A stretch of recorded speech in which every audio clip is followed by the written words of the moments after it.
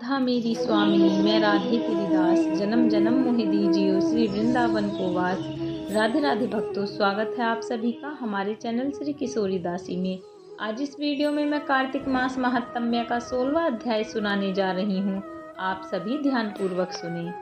राजा पृथु ने कहा, नारद जी, यह तो आपने महाप्रभु शंकर की बड़ी अद्भुत कथा सुनाई है। कृपा कर आप अब यह बतलाइए कि उस समय राहु उस पुरुष से छूटकर कहाँ गया। जब राजा पृथु ने देवऋषि नारद से ऐसा प्रश्न पूछा तो देवऋषि ने कहा, उससे छूटने पर वह बर्बर नाम से विख्यात हो गया और मानो नया जन्म पाकर उसने अपने आप को धन्य माना तथा वह धीरे धीरे जलंधर के पास गया।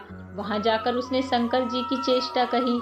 उसे सुनकर दैत्यराज को बड़ा क्रोध आया और उसने सब दैत्यों को सेना सजाने की आज्ञा दी।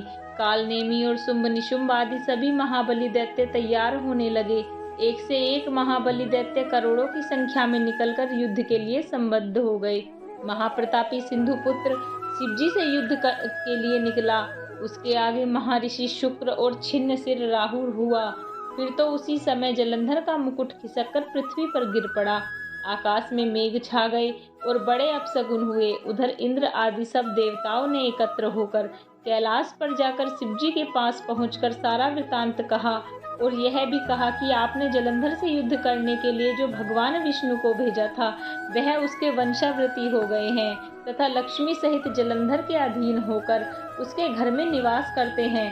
अब देवताओं को भी उसके यहाँ निवास करना पड़ रहा है। अब वह सागर पुत्र आपसे युद्ध करने के लिए आ रहा है, अतएव आप उसे मारकर हमारी रक्षा कीजिए।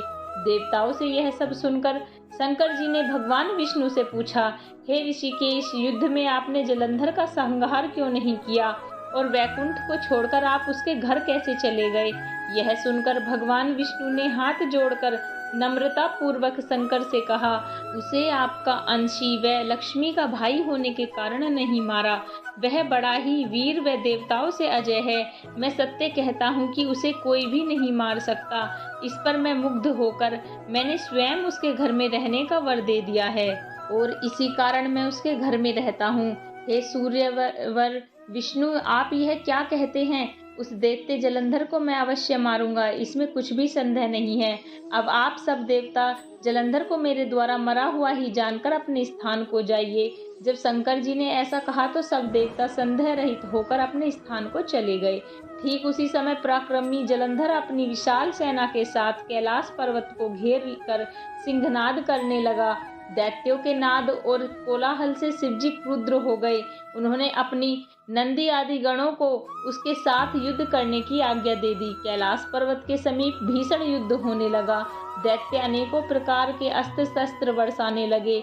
मेरी मृदंग, शंख और तीरों, तर्क, हाथी, घोड़े और रथों के शब्द से पृथ्वी कांपने लगी। युद्ध में कटकर मरे हुए हाथी, घोड़े और पैदलों पर पहाड़ सा लग गया, जिससे कि युद्ध भूमि और भी आगम्य हो गई।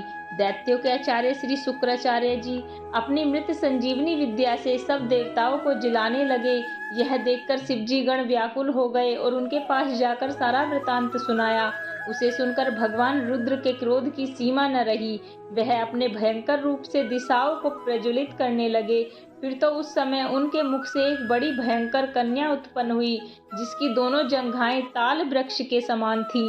वह युद्ध भूमि में जाकर सब असुरों का चर्वण करने लगी। तब युद्ध भूमि में इस प्रकार विचरते हुए वह शुक्र जी के समीप पहुंची और उन्हें शीघ्र ही अपने उदर में विलुप्त कर लिया। फिर स्वयं भी अंतर्ध्यान हो गई। शुक्र के गुप्त हो जाने से दैत्यों का मुख मलिन पड़ गया और वह युद्ध भूमि छोड़कर भाग गए।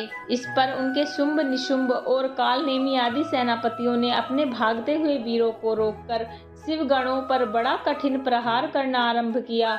और ऐसा ही शिवजी के नंदी आदि वीर गणों ने भी, जिनमें गणेश और स्वामी कार्तिकेय भी थे, अपने गणों को रोककर दैत्यों से भीषण युद्ध करना आरंभ किया। यहीं पर कार्तिक मास का 16वां अध्याय समाप्त होता है। बोलो विष्णु भगवान की जय। राधे राधे।